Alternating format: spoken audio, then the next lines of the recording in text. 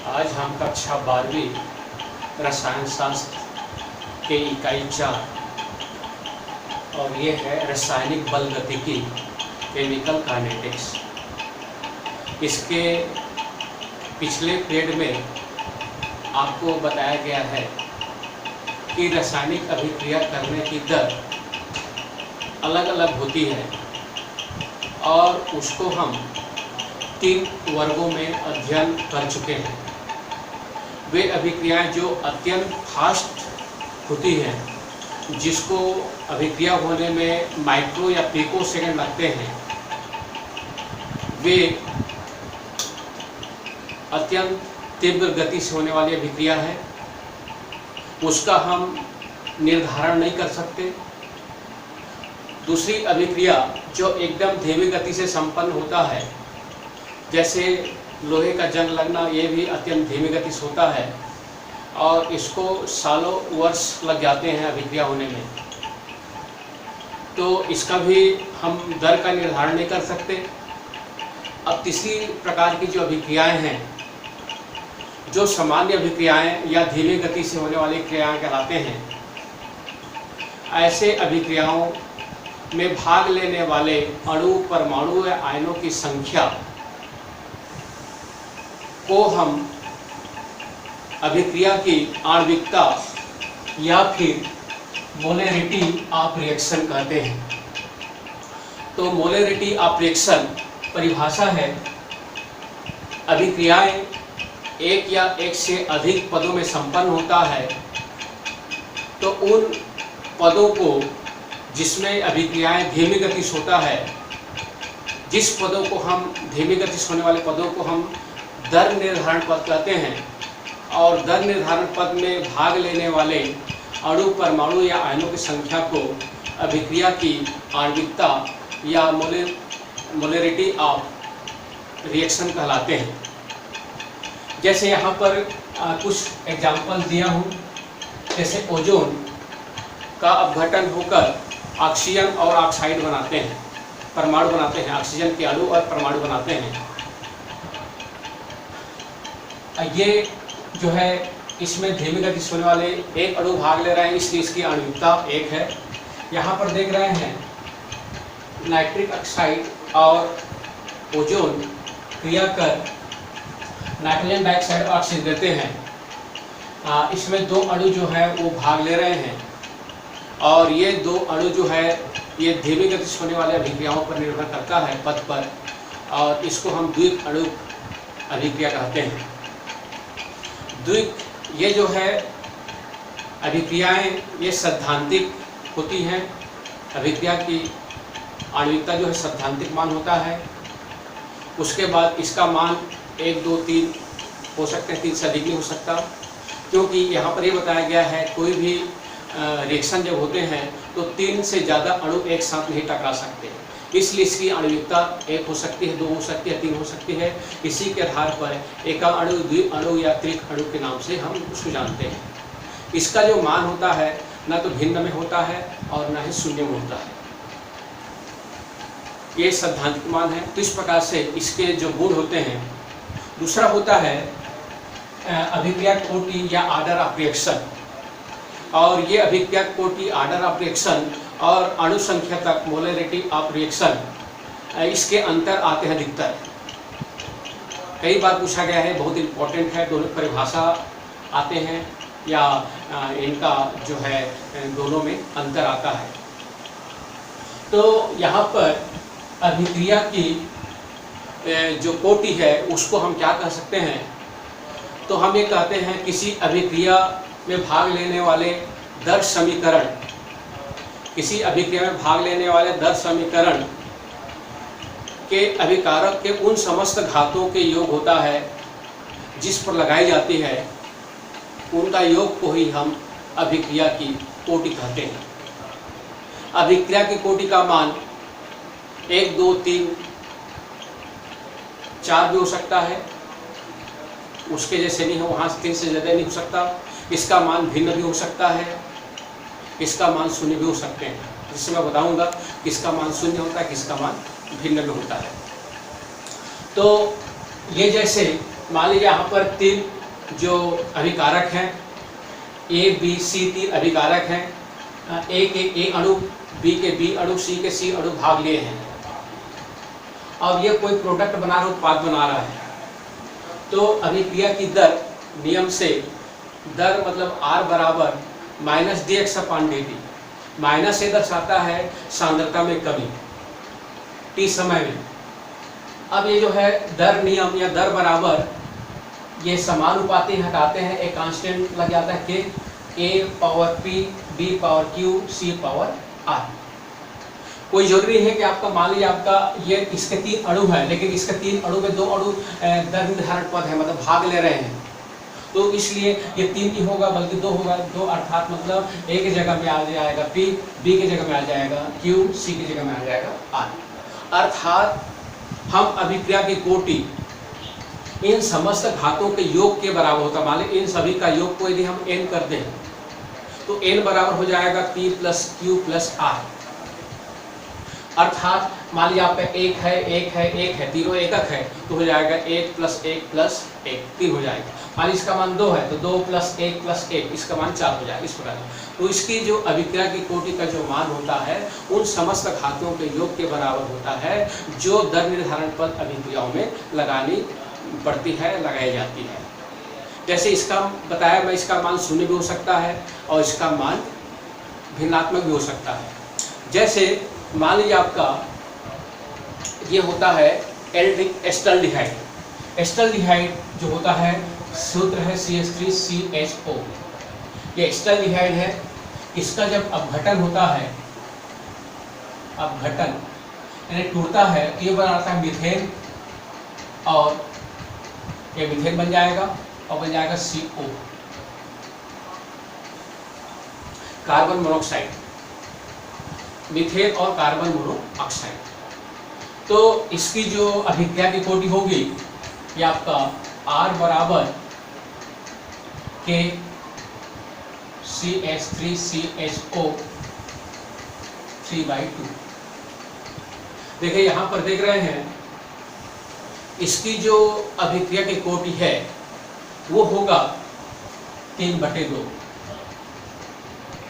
अभिक्रिया की कोटि। ये हो जाएगा इसका 3/2, अर्थात 1.5 दिखा सकते हैं, मतलब 1.5 हो जाएगा।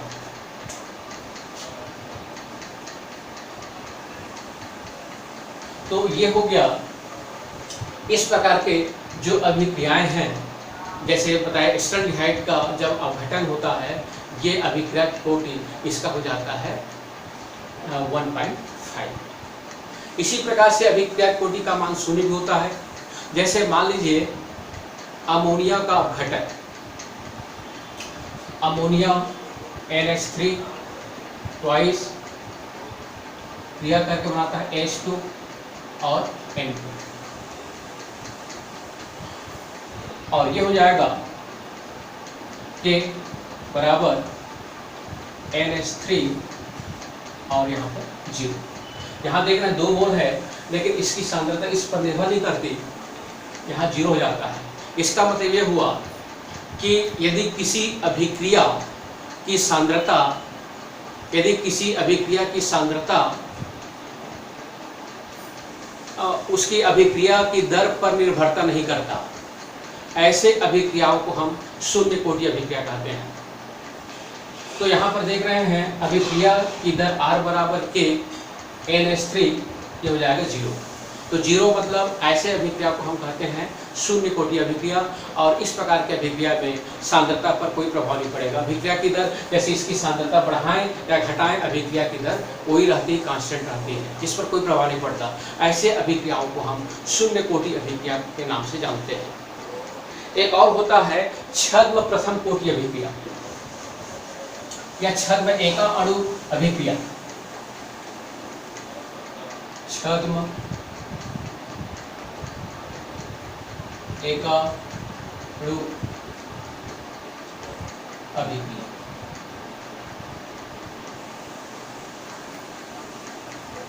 छद्म या इसको हम आभासी भी बोल देते हैं, आभासी। छद्म या आभासी एक अणु अभिक्रिया। तो ऐसे अभिक्रियाएं होती हैं जिनकी सांद्रता अभिकारक के कुछ अणुओं पर निर्भर करता है। जैसे मान लीजिए आपका हम लें एस्टर का जल अपघटन, तो एस्टर का जल अपघटन ये है CH3COO C2H5 जल अपघटन H2O अम्ल की उपस्थिति में, और ये बनाता है CH3COOH प्लस C2H5OH, एसिटिक अम्ल और अल्कोहल देता है, एथिल अल्कोहल। तो यहाँ पर हम देख रहे हैं इसके दो अणु भाग ले रहे हैं, ये एस्टर के और एक इसके। तो ये हो जाएगा R बराबर के CH3COO C2H5 के घात कुछ नहीं होता, एक है यहाँ पर, और H2O ये आपका 0 लिख देता हूँ। अब देखिए यहाँ पर क्या हो रहा है, एस्टर का जो जल अपघटन है, छद्म मतलब धोखा, जैसे धोखा का मतलब ये है या आभासी का मतलब ये है, इसके दो अणु भाग ले रहे हैं, ये पता चल रहा है, एक एस्टर के एक जल के अणु भाग ले रहे हैं, और इसलिए एक और एक कितना हो जाएगा 2, एक और एक यदि कर दें तो हो जाएगा इसके दो अणु। तो हम कहेंगे इसकी अभिक्रिया कोटि क्या होगी, 2 होगी, लेकिन वास्तव में ऐसा होता नहीं है। ये अभिक्रिया कोटि इसका एक होता है और एक होता है, तो एक कैसे हुआ उसको हम देखें तो हम ये पाते हैं कि जो जल होता है उसकी सांद्रता चाहे हम घटाएं या बढ़ाएं, इसकी अभिक्रिया की दर पर निर्भर नहीं करता।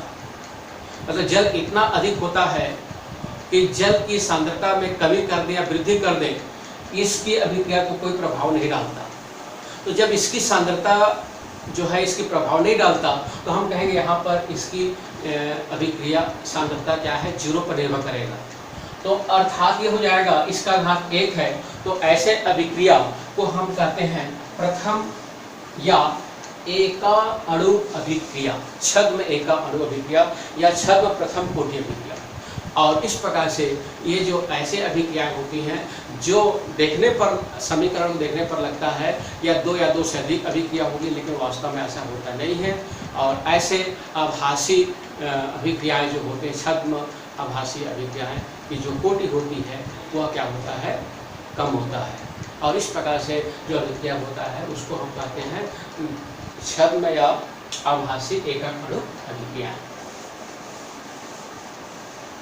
अब इसके बाद आ जाता है प्रथम कोटि अभिक्रिया के लिए वेग स्थिरांक का व्यंजन प्राप्त करना। प्रथम कोटि अभिक्रिया के लिए वेग स्थिरांक प्राप्त करना। अब देखिए इसमें हम मान लेते हैं एक कोई भी एक प्रथम कोटि अभिक्रिया लेते हैं, मान लीजिए आपका A और ये हो जाएगा प्रोडक्ट।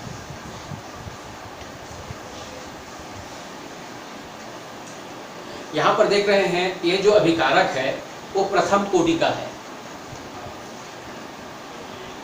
और ऐसे अभिकारक जो प्रथम कोटि का है, मान लेते हैं हम क्रिया प्रारंभ करते हैं, तो ये जो सूत्र है अभी जो लिखे हैं R बराबर -dA/dt। देखिए अभिक्रिया की दर R बराबर क्या हो गया, -dA/dt। अब जो है ये होता है समानुपाती, अभिक्रिया की दर जो है समानुपाती होता है इसके घात सांद्रता के, एक ही सांद्रता के। तो जो एक ही सांद्रता है, चाहे तो हम ले सकते हैं एक ही सांद्रता व्यक्त करें, क्या है सांद्रता 1। अब देखिए मान लीजिए प्रारंभ में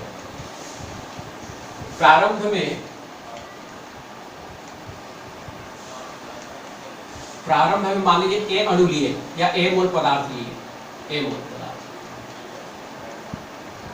और जब कोई प्रारंभ क्रिया किए तो ए मोल पदार्थ, मतलब ए का मतलब होता है अणुओं की संख्या, 1 है 2 है 3 है, कुछ भी हो सकता है, ये है।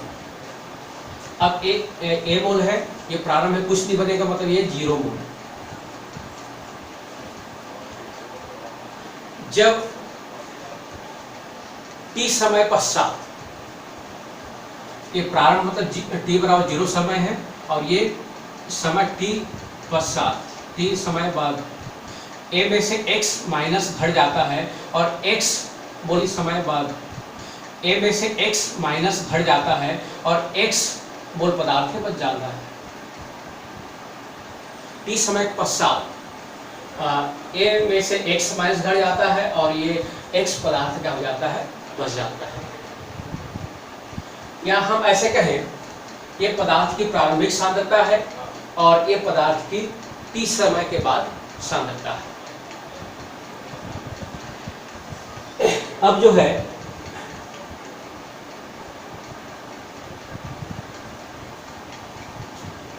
अब प्रारंभिक सांद्रता जो है हम इसको लें तो यहां हो जाएगा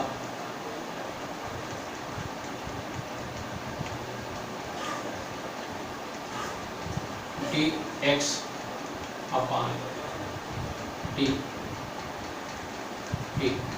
माइनस ले लें समानुपाती, इसकी सांद्रता तो हो जाएगा a माइनस एक्स। देखिए हम यहाँ पर क्या लिखे हैं, ये लिखे हैं किसी अभिक्रिया की दर t समय बाद उसकी सांद्रता के समानुपाती होता है। अब यहाँ पर समानुपाती हटा दें तो हो जाएगा dx अपान dt बराबर के a माइनस एक्स,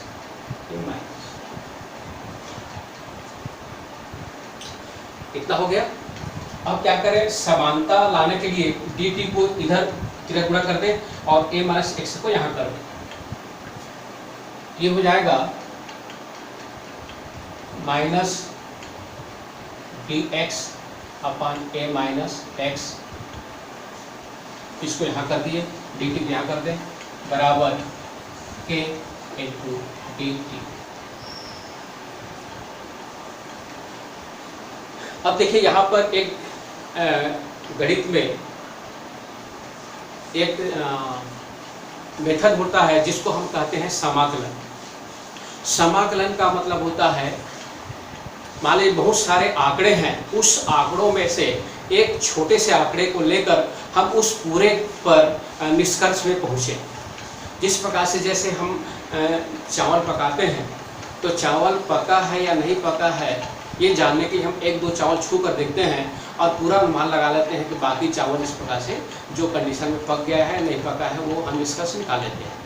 तो उसी प्रकार बहुत सारे जो अभिक्रियाएं होती हैं उन अभिक्रियाओं को हम समाकलन लेते हैं। तो हो जाएगा minus natural log a minus x बराबर के T minus natural log a। इसको इधर कर देते हैं तो आपका ये माइनस प्लस हो जाएगा, तो हो जाएगा natural log a minus natural log a minus x बराबर हो जाएगा k इंटू। जैसे k बता चुका हूँ, ये k जो होता है इसको बोलते हैं वेग स्थिरांक। ये क्या है, k है वेग स्थिरांक। अब जो है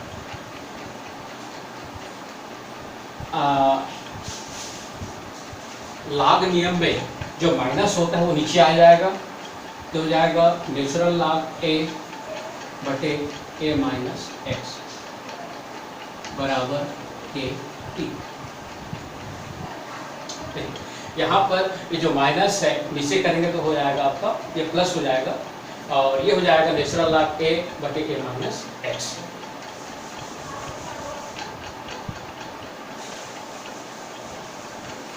अब आगे मैं यहाँ बता रहा हूँ। अब नेचुरल लॉग को लॉग बदलते हैं तो ये इतना गुना होता है, नेचुरल लॉग ln बराबर 2.303, ये हो जाएगा लॉग 10 के रूप में। अब नेचुरल लॉग को लॉग बेस 10 के रूप में यदि हम व्यक्त करें तो इतना से गुणा करना पड़ता है 2.303 से।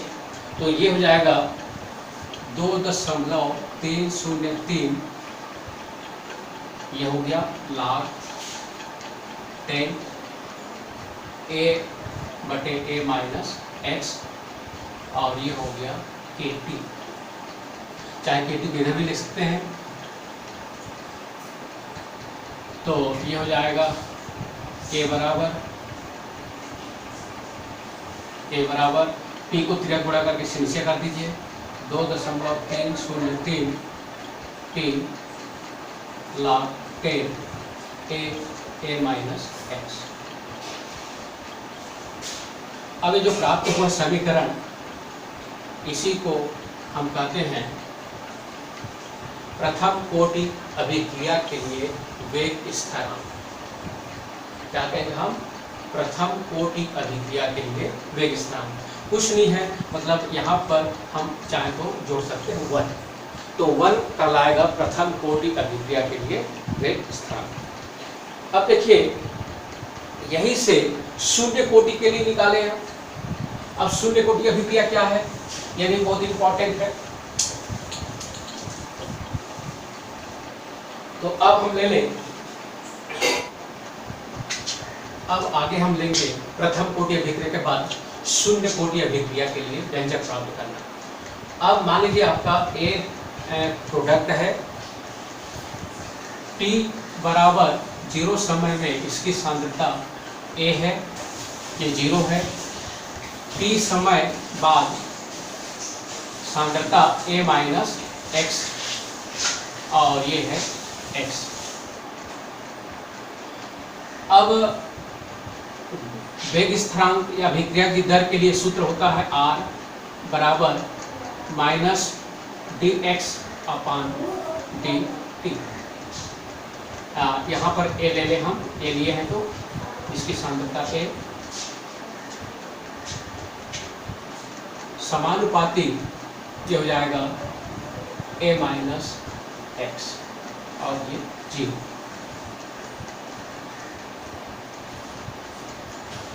अब करें तो जाएगा dx बराबर k इंटू dt। आप क्या करते हैं, संपूर्ण अभिक्रिया का समाकलन कर दें, तो dx का हो जाएगा x, एक k कांस्टेंट बाहर आ जाएगा, बराबर k कांस्टेंट बाहर आ गया, और dt का हो गया t, प्लस कांस्टेंट जोड़ देंगे c। अब मान लीजिए प्रारंभिक सांद्रता t बराबर 0 समय है, तो x की प्रारंभिक सांद्रता क्या होगी? 0 होगी। ये 0 हो जाएगा, तो a भी 0, a भी 0, तो c बराबर हो जाएगा 0। तो c का मान यहाँ रख दें समीकरण 1 में, तो x बराबर kt प्लस हो जाएगा 0, तो k बराबर हो जाएगा, या k0 बराबर हो जाएगा x अपान t। अब यहाँ पर देखें k0, इसी को हम कहते हैं शून्य कोटि अभिक्रिया, और शून्य कोटि अभिक्रिया के लिए व्यंजक प्राप्त हो गया x अपान t। अब यदि हम इसकी इकाई निकालें, तो इसकी इकाई होगी, सांद्रता की इकाई होगी मोल प्रति लीटर, और समय की इकाई होगी सेकेंड। इसको हम लिख सकते हैं मोल प्रति लीटर प्रति सेकेंड। और इस प्रकार से हम किसी अभिक्रिया की कोटि का निर्धारण कर सकते हैं।